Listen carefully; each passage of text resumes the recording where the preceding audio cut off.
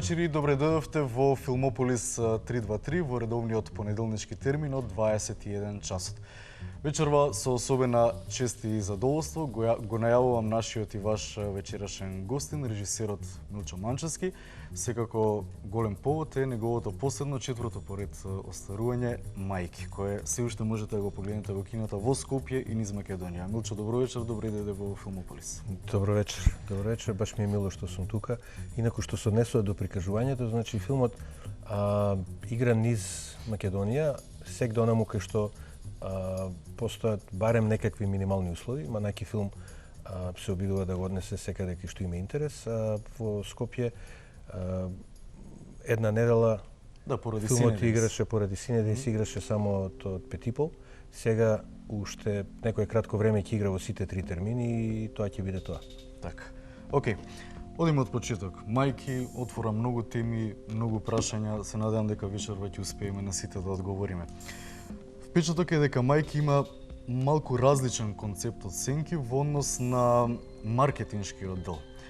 Сенки за време на неговото снимање беше прилично присутен во медиумите, особено откако ја доживеа својата премиера и откако почна да игра во кината, додека за Мајки малку беше поттивка работата, малку информации дека снимате четврти филм, за на крајот конечно нели со премиерата во Торонто тоа да се обистини. Тоа беше намерно направено. Или можеби поради специфичноста на самата приказна во филмот. Од се помалку и намерно и случајно. Случајно затоа што филмот многу брзо се случи. Брзо се случи затоа што решив да работам мал филм и ова е релативно мал филм продукцијски, во споредба со Сенки, кај што е, например, само изградивме повеќе од 20 сетови, 25-6 сета. Екипата беше многу поголема и беше меѓународна. Мајки продукцијски, пак викам, беше многу помал филм, затоа што сакав да работиме многу поспонтано. И целата таа работа да се одвива, да бидеме спремни брзо да реагираме, што е на некој начин послично на, не знам, ликовните уметности или на performing arts, одо што е на класично правење на филм. И како резултат на тоа, сакавме да бидеме поеластични, да не бидеме оптеретени, брзо да се движиме. Втора причина беше што, не знам, вака, ако ги спореди човек на некој начин двата филма, Сенки е многу по-мейнстрим, многу по-холивудски дури, ако сакате да кажете филм. И на такво нешто некако природно му беше, некако му приличаше и дистрибутерот тоа така го доживеа и ние така го доживеавме како екипа, дека повеќе му приличи повеќе публицитет, медиумски третман. Мајки е многу помал и покамерен и поинтимен филм и не е филм кој баш секој ќе го разбере и ќе го засаки, затоа не ни инсистиравме онде секаде да биде присутен. А другите работи беа случајни. Термините во кои излезе Мајки, во кои излезе Сенки беа малку различни. Во тоа време имаше повеќе можност за филм да се представи, да се презентира, имаше повеќе емисии во кои може да гостуваат глумците, например. Денес се сведува на политика и се не само политика, него вулгарна политика. Така да има многу помалку место за културата, дури овие 3-4 години колку беа. Така. Добро, ако одиме редоследно, значи светската премиера на Мајки се случи во Торонто. Оваа година Торонто и Венеција по датумите се преклопуваат, да, 2-3 дена ми се чини. И можеби пологично, бидејќи на Венеција го добивте Златниот лав за пред дождот, беше Мајки можеби да учествува во Венеција, а не во Торонто, ако знаеме дека Торонто нема компетитивен карактер, туку е пред еден голем маркет каде што веројатно контактите се важни. Како падна одлуката Торонто да биде стартот на Мајки? Како падна? Тоа е повеќе прашање за селс агентот и за продуцентот. Торонто Ептен сакаше да го пушти филмот. И кога имаш фестивал од категорија кој Ептен сака да го прикаже филмот, што значи ќе му даде одличен термин, ќе му даде третман, ќе го промовира во рамките на фестивалот, обично не се двоумиш многу. Тоа е едно. Што се однесува до мене, ја онака помалце панкерски се осеќам Венеција, been there, done that. Да пробаме на друго место и да бевме во Венеција, немаше сега да идеме во Берлин. Така да испадна оптимална опција со тоа што игравме во Торонто, па после поради тоа не поканија во Берлин, што ретко се случува обично ако не е премиерен филмот за Берлин, Венеција или Кан, ретко кога те канат. Така, јасно. Киноприкажувањето во Македонија, спомнавме, премиерата беше во Битола на браќа Манаки. Доаѓаме сега до креативниот момент во филмот, експеримент кој ги микса документарното и фиктивното, нели? Генерално, мене ме интересира поидовниот момент, дали случајот со новинарот Владо Таневски беше поидовната точка за снимањето на овој филм, или пак можеби ги имавте прво играните делови во глава, па потоа се надоврза случајот со новинарот. Како кај вас, како автор, течеше тој процес? Играните, двата играни дела, тоест приказките. Сите три приказки во филмот се вистински приказки. Се имаат случајно и дури во првите два, кои ги реконструиравме како играни делови, користиме некои цитати буквално, онака како што се случиле пред многу години. И една од причините е затоа што овде се обидувам да работиме со природата на вистината. Што е вистина, што не е, како ја доживуваме, како ја менуваме со текот на времето и во себе. И поради тоа, еден структуралистички во духот на класичниот структурализам и концептуала, еден дел од филмот се обраќа кон прашањето на тоа што е вистина во делово, што е вистина во филм воопшто, што е вистина во медиумот, а што не е, и затоа користи документарен пристап. И да е целиот филм документарен, тоа сме го виделе, нели? Да е целиот филм игран, и тоа сме го виделе. Кога се сукобени документарното и играното, а не зборуваат за истата работа, мислам дека мене како нагледач ми се случува нешто во главата. Почнам поинаку да размислам, пошто различно го вдишуваме играното од документарното. Значи ги сукобуваме овие две и на тој начин го наведуваме гледачот и он сам да размисли, чекај, дали кога гледам документарец ја стварно гледам вистина. Тоа е оној малку по-радикалниот, по-експерименталниот, по-иновативниот или инвентивниот дел на третманот на филмов. Што се однесува до првичното ваше прашање. Двете приказки кои на крај стана играни приказки се приказки кои ги носе во себе долго време. Ми требаше трета точка во триаголникот. Кога ја прочитав приказката за жртвите во Кичево и потоа за Владо Таневски, се заинтересирав за таа приказка, а не бев свесен дека ќе се спои со овие други две. И тргнав да работам на тоа пред малку што го кажав, да бидам многу пофлексибилен и екипата и проектот да бидат многу пофлексибилни околу тоа како на крај ќе се развијат. И додека работевме на ова, имав една, две, три идеи и на крај се коцкиците се споија со тоа што значи ги имавме двете играни и едната документарна. Со други зборови, играните се постари, ама на документарната прва почнавме да работиме. И целата работа беше да биде многу поинтуитивна, да биде многу пофлексибилна, да биде поспонтана, од што е тоа случајот во обичен мејнстрим филм. И затоа и добивме еден ваков резултат кој за мене е исклучително задоволителен. Јас сум позадоволен од овој филм како автор од било што до сега сум режирал. Документаристички жанр. Мислам дека е совршено направен тој дел во Мајки. Дали тоа погоди кај вас? Може би уште повеќе да ги продолбочувате вашите истражувања токму во овој жанр? Па ќе ви издадам тајна. Две работи. Прво, од секогаш сум бил многу сомничав кон документарниот филм. И самото име е помпезно. Документ. Значи јас ти ја кажувам вистината.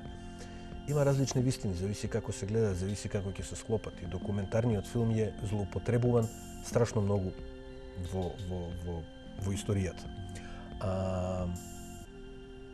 И кога почнав да размислам околу тоа како овој филм да се склопи, една од идеите беше да направиме вистински документарец кој се сукобува со лажниот документарец. Меѓутоа, на крај заклучив дека тоа прецеребрално. Затоа во следниот проект ќе биде лажен документарец. Ќе биде, ја веќе го пишувам, он ќе биде игран филм во форма на документарец. Така. Интересно да откривме на фина работа. Добро, експеримент. Изјавивте дека тоа не е ништо ново, тоа го правели други режисери, но некако кога ќе се спомене тој збор, испаѓа дека таму може да влезе се и дека на крајот мора да му верувате на авторот во она што го направил. Бидејќи експеримент. Ми се чини дека тоа е мала стапица. Мислам дека критериумот е, нели, му верувам на авторот, кој ќе ми каже дека прави експеримент, влегувам во експериментот, ама јас на крај ќе излезам од експериментот. И се прашањето е кој ќе излезам, дали сум емотивно збогатен и дали сум збогатен за публиката или за вас како? За публиката, за публиката. Значи како гледач кој ќе излезам од еден експеримент, кој ќе излезам од една инсталација или перформанс или не знам Џон Кейдж или Пина Бауш или не знам или експериментален филм или Годар, прашањето ми е значи дали сум емотивно збогатен со тоа што сум го поминал тоа искуство и дали не само емотивно, туку церебрално ми се случило нешто позитивно затоа што сум го одгледал овој експеримент. Важно е нешто да се помести во главата. Па важно е да се помести, ама да се помести позитивно. Така. Инаку е оправдување, јас правев експеримент, вие не го разбравте. Не, тоа не држи.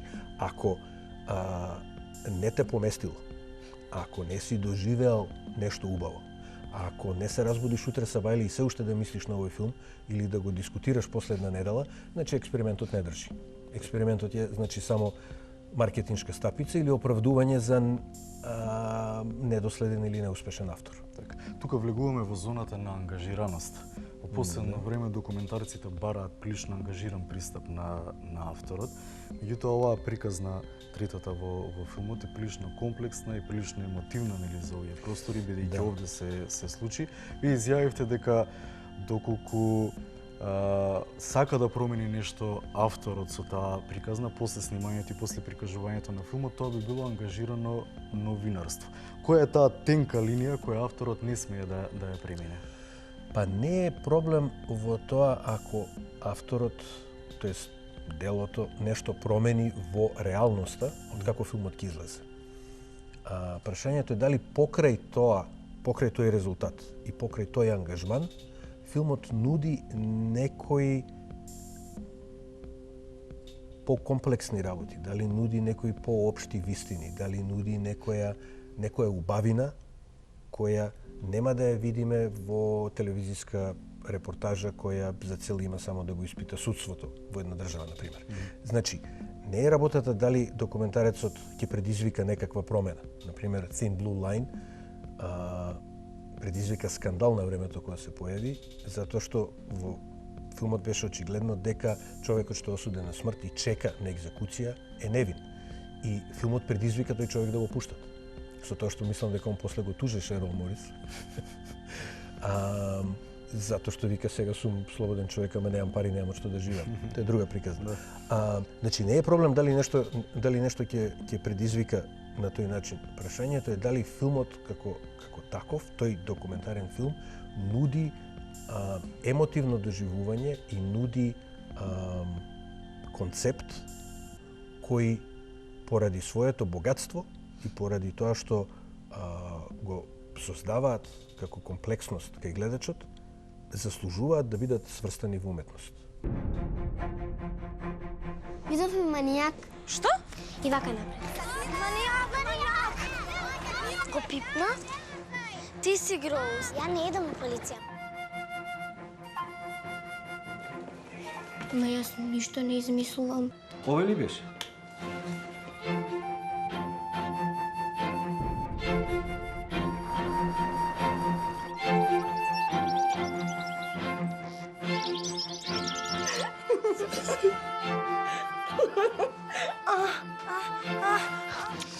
Не, чекай. Куро крај нема. Влегов дом и најдов јадење недоправено имаше и баклава. 15 до 12 излезе од дома и више не се врати. Мајка ми е една пирана.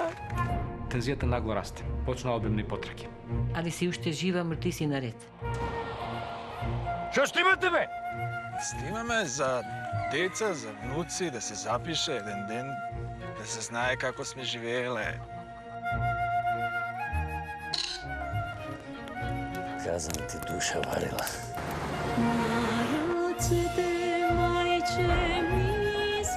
Триумф. Значи, новинар е обвинет дека врши убиства и утредента известува за убиства. Значи, навечер убива, сабајле пишува за убиства.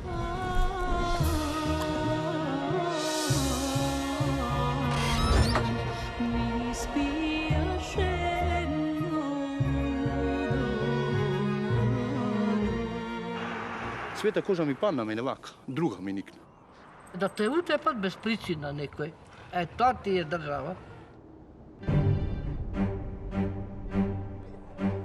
Секој во секое време за секого се знаел. Како може да се удај во кофа?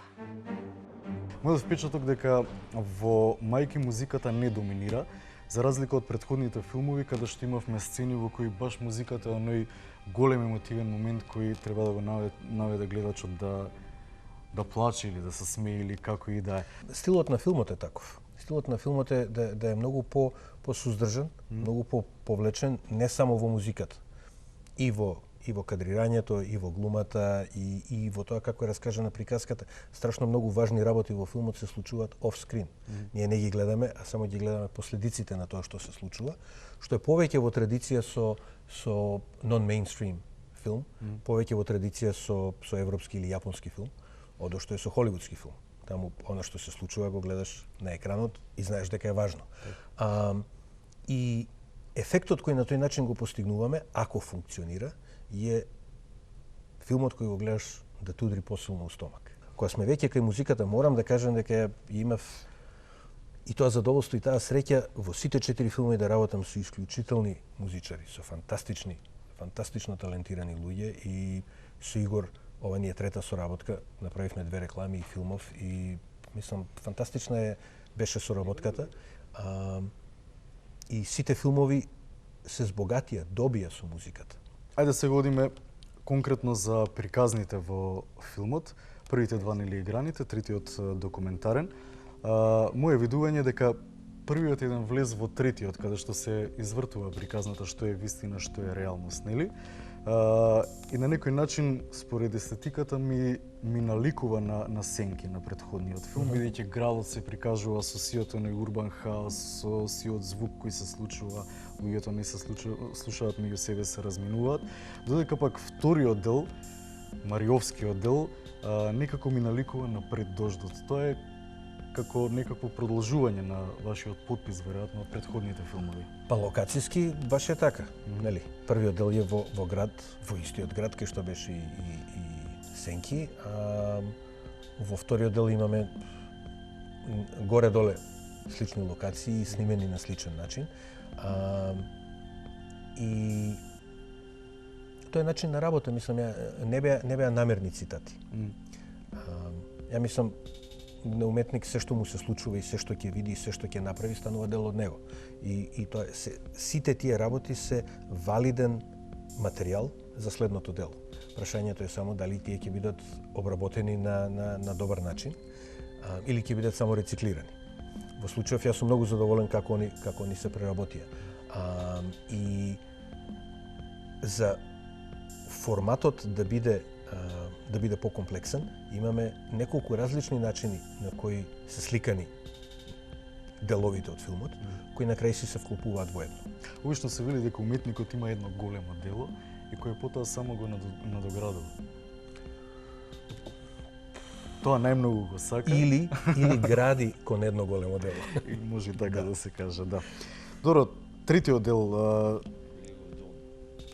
најкомплексниот, беше ли тешко да се натераат тие луѓе кои поминале низ таа болка, повторно да се појават, не повторно, туку да се појават пред камера и да ја кажат таа своја болка на најискрен начин? Па за некои од нив, за најголем дел од нив и беше повторно, затоа што они имаат давано изјави за телевизија, не на филм. Некои по прв пат се појавија пред камера. Мене ми беше многу шубе, затоа што знам што е болка. И не сакам да бидам причина за тие луѓе повторно да ја доживуваат. Од друга страна, од како почнавме да се распрашуваме дали они тоа би го направиле, они покажаа спремност. Значи, они веројатно себе најдобро се знаат и најдобро можат да проценат дали може тоа да го поднесат, дали сакаат тоа да го поднесат. Имаше и друга работа, тоа е дека понекогаш, и ова го знам многу конкретно од лично искуство, многу е по-добро, многу е терапевтски по-добро човек да се соочи со некоја болка своја, да се справува со неа, to deal with it, да ја гледа очи во очи, за потоа да може да ја надмине. Инаку се додека ја бутка под килим, нема да има начин да ја надмине. И се надевав дека семејствата на жртвите и семејството на Владо Таневски ќе можат на овој начин да го доживеат ово искуство во филмот. Им придовме на еден начин со страшно многу респект. Инсистиравме сето оно што ќе го кажат да не може се што ќе кажат да влезе во филмот, ама суштината на оно што имаат да го кажат да влезе во филмот и тоа да биде на еден достоинствен начин, каде што и тоа што фактички се случувало и фактите на емоциите нивни да бидат верно пресликани во филмот. И мислам дека во тоа успеавме. Ние имавме проекции после тоа и за семејствата на жртвите, кои поминале ни страшно многу. Какви беа нивните реакции? Добри, мислам, добри. Нели? Болката се враќа и се плаче пак, ама филмот е прифатен. Така. И најмногу поради нив поминавме страшно многу време монтирајќи го документарниот филм, бирајќи што ќе влезе, што нема да влезе, особено бирајќи што ќе влезе и што нема да влезе од фактичкиот материјал на жртвите. Затоа што, мислам, таму имаше грозни снимки кои кај нас излегува во весници. А ние се мислевме дали ова треба да излезе или не треба да излезе во јавност. Беше ли тешко да се добијат тие снимки? Имаше прилично, такви страшни од затворот во Тетово. Како тече тој процес кај еден филмски автор? Беше ли тешко тоа да се добие, за да се стави потоа? Па требаше многу време, ама на крај не беше тешко, само онака ќе седнеш па систематски работиш на тоа. Мислам, луѓето кои работеа во припремите. Мислам, тука припремите и самото снимање документарно траја долго време. Ние тргнавме негде од февруари и завршивме негде во декември. Тоа беше процес веројатно на кој сте работели. Да, и се враќавме, добивавме дозволи, баравме дозволи. Луѓето кои тоа го организираа, Елена Станишева, Бранко Петровски, сигурно ќе заборавам некого, заврши извонредна работа и затоа и ги добивме тие материјали. Така. Добро, веројатно најважно од се е тоа што филмот отвора многу прашања. Споменавме тоа и во првиот дел, на кои за повеќето нема одговор, но филмот е слика и прилика на случувањата во Македонија во последниот голем 20 годишен транзицијски период. Некако вие индиректно давате критика на сето ова што се случува овде, како еден врв 2010-та филм еве што се случувало во овие години на овие простори. Да, само јас не би го ограничил тоа на овие 20 години или оваа 2010. Филмот, апсолутно сте во право, е огледало на она што како ние живееме.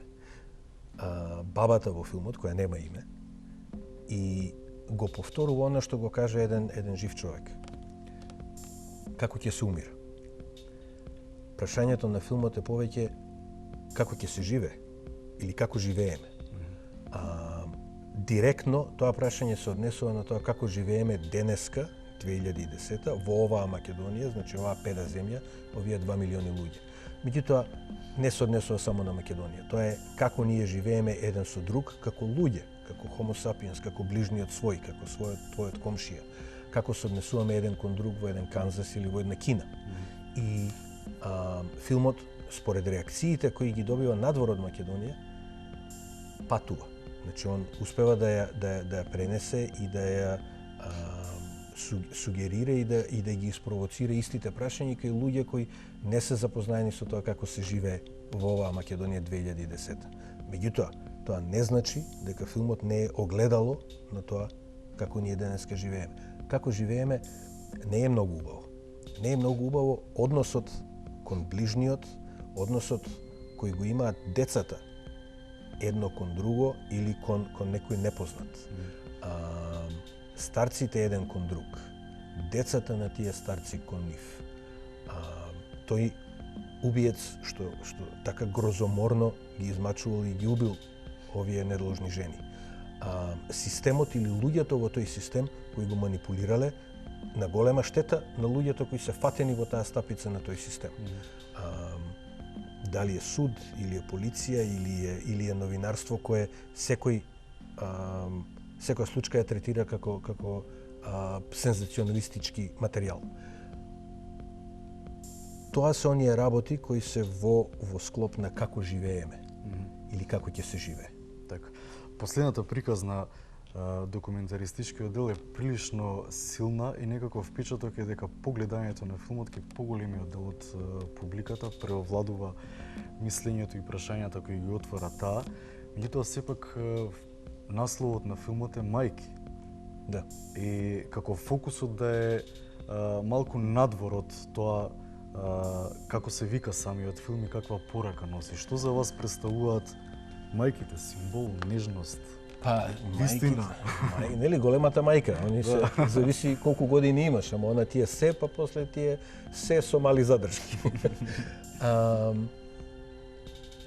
Во сите делови на приказкава имаме мајки. Имаме мајки кои ги запуштаат своите деца или модерни, архаични, или мајки кои се напуштени од децата, или мајки кои се убиени, псилувани па убиени, или мајки кои извршиле страшно грозно влијание врз своите деца. Најверојатно, судејќи по тоа како што на крај станало со тие деца. И не сакав филмот да биде протолкуван како дело кое се бави само со еден конкретен случај, затоа што он отвара други прашања. Едно од нив е и прашањето какви сме едни со други, какви се мајките со нас и ние со нив. Една од причините зашто филмот се вика Мајки е затоа што мајките се оние што први не учат на вистина и лага. Овој филм е за природата на вистината. Повеќе од што за самата вистина. И затоа во еден ваков валцер сакав да ги воведам мајките и вистината. Мајки е наслов, меѓутоа мотото на филмот е вистина. Или подоцна тоа мото стана вистината боли, од завчера мотото на филмот е вистината ослободува. Временски тоа се движи. Мото што се развива. Така. Океј, на крај да кажеме животот на мајки.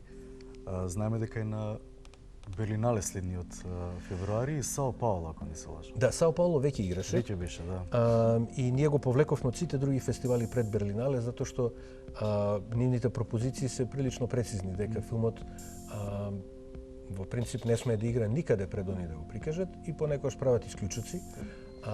Во Торонто веќе беше најавен пред они да го видат. Веќе одигра, они го видеа во Торонто и оттаму го поканија. Значи тука немаше повлекување. Сао Пауло ги прикажува сите мои филмови, значи ова е по четврти пат да имам филм во Сао Пауло. Имаме многу убава соработка, замоливме Берлинале дали може да направи исклучок, они рекоа добро, ајде, не е во Европа, нека игра. Сега знам за кого навивате фудбалската презентација, Бразил, веројатно. Па и да. И да. Меѓутоа рекоа до Берлин да не игра никаде на друго место, освен во матичната земја. и ние до тоа се придржуваме затоа што ни е стало ова е, мислам, еден од апсолутно трите најважни фестивали на светот, нели? Светско првенство. После Берлинале веќе има еден куп покани. Има покани, не знам, во Америка, во Италија, во Индија, на фест во Белград, Бугарија, Турција, Полска, не знам, тоа е се на фестивали, а Рандеву Пикчерс работи на продавање на филмот за редовна кинодистрибуција. Како ви тоа приказна? Каде, во кои земји? Веќе има? Па они си имаат сега, меѓутоа ништо тоа не е баш за откривање. Во секој случај тоа ќе биде после Берлин и тоа прилично после Берлин. Ја не очекувам нели филмот да игра да биде блокбастер, затоа што е таков чуден, тежок, мрачен филм од една титлувана земја. Меѓутоа, самиот факт дека ќе игра во редовна кинодистрибуција и дека ќе игра во кино, на телевизија, како и претходните три филмови, би требало да биде big deal за оваа малечка култура, иако страшно многу луѓе кои се од таа култура не го доживуваат тоа така. Океј, на почетокот кажавме дека веќе работите на ново сценарио. Другите љубови, фотографирање, можеби пишување, како стоиме со тоа, еве за крај?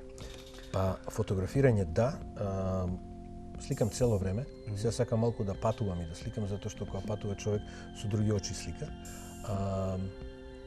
Пишувањето ми е уствари најмила работа и многу ми е жал што многу малку пишувам, а многу малку пишувам затоа што се бавам со други работи, ама и затоа што се бавам со страшно многу практични работи, кои произлегуваат од тоа што сум во филмската фела и има страшно многу практични работи да се завршат и од тоа што работам во Македонија, кај што секоја работа мора на мускули да се истера. Така. Добро, пишувањето бара, нели, повлекување сам со себе, додека филмот е работа со екипа на луѓе.